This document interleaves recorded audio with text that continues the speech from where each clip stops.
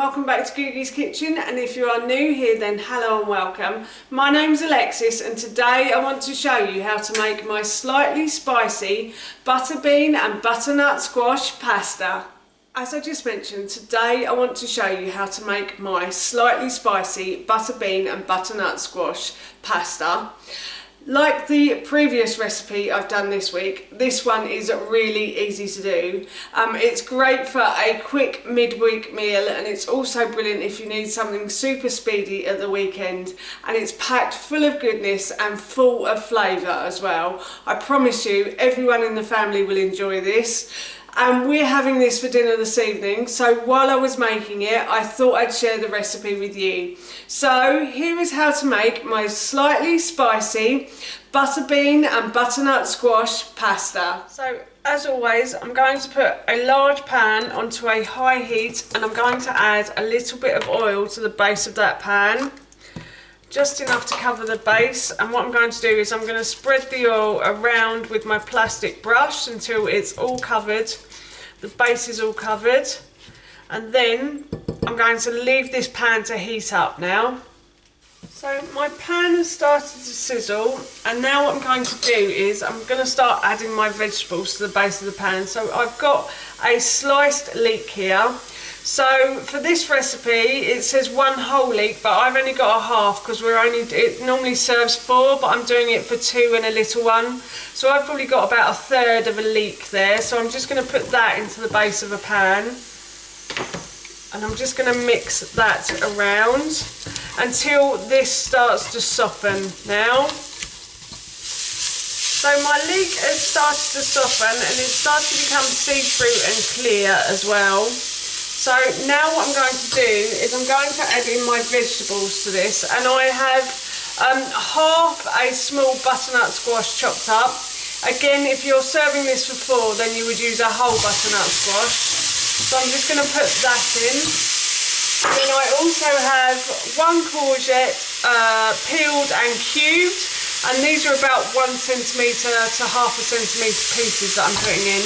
And then I've also got 1 carrot as well. Again, in the original recipe it says to use 2. So I'm going to put that in as well. And I'm just going to stir these now.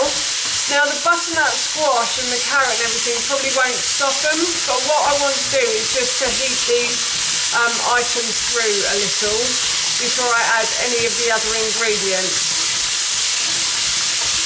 So I'm just going to keep stirring these now. And as I mentioned earlier, I've done 2 pasta recipes this week on my YouTube channel. So if you want to go and check out the last one, I will link it in the description box below for you.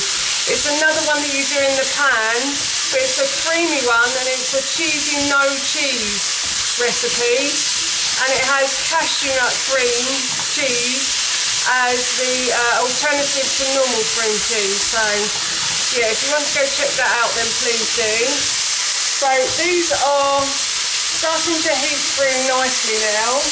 So what I'm going to do is I am going to add in my spices to this. So I would have used mild chilli powder, but unfortunately I don't have any mild chilli powder. So I'm just using a bit of smoked paprika instead to add to this. It probably doesn't taste the same, but never mind. And then I'm going to put in a teaspoon of ground cumin as well. And then I'm also going to add in a teaspoon of ground ginger too. And I'm going to turn the heat down a bit as well here because it is getting slightly warm. And then I'm going to add probably about a teaspoon of ground turmeric as well to that. And then I've got a teaspoon of ground coriander as well that's going to go in.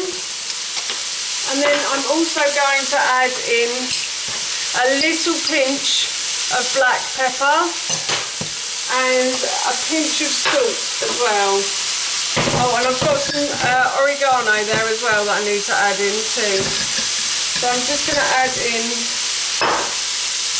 a little bit of oregano, a teaspoon of oregano to that as well.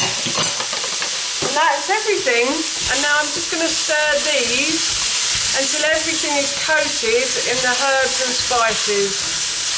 Oh, it smells delicious. I can smell it from here. It's lovely. That's really nice. So yeah, my vegetables have started to soften slightly now. So what I'm going to do is I'm going to add in about 250 mils of vegetable stock. This is a vegan recipe, and I do have vegetable stock here today. But if you wanted to make it taste a bit meatier, then you can add, I think you can add chicken stock to this as well. And the chicken stock will just give it that slightly meatier taste. If you've got someone in the family who likes meat and they don't like, you know, dinners without meat in, then there's a meaty taste you can always add. And then I'm going to add some butter beans to that as well. So I've just drained and rinsed 1 tin of butter beans, and I'm going to add that in. And then I'm also going to add in some chopped green beans as well, just to add a bit of greens to this. And I'm going to leave this on the hob to simmer now for probably a good half an hour until all the vegetables start to soften.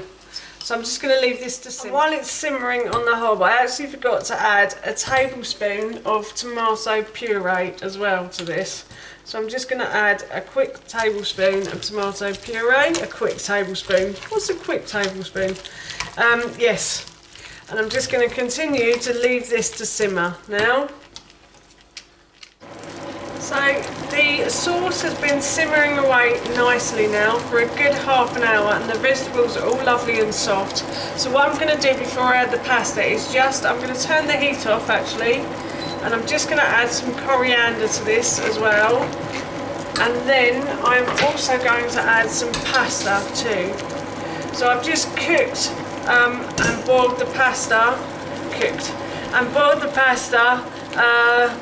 as per the packet instructions, and now all I'm going to do is add the pasta to the sauce, and then I am going to just simply set this aside, and this will be our dinner this evening, and it smells beautiful.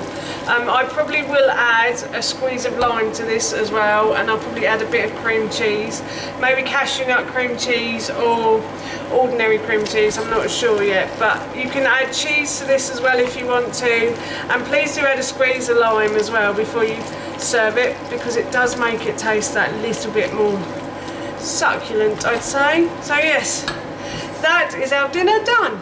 So that's how you make my slightly spicy butter bean and butternut squash pasta, and that recipe I will link in the description box below for you. I'm off to enjoy this for my dinner now, as I mentioned earlier. So that's it from me. Thank you so much for watching. Please feel free to give me a big thumbs up if you enjoyed this video, and please feel free to leave any comments below, and please don't forget to hit that subscribe button. See you all soon. Bye!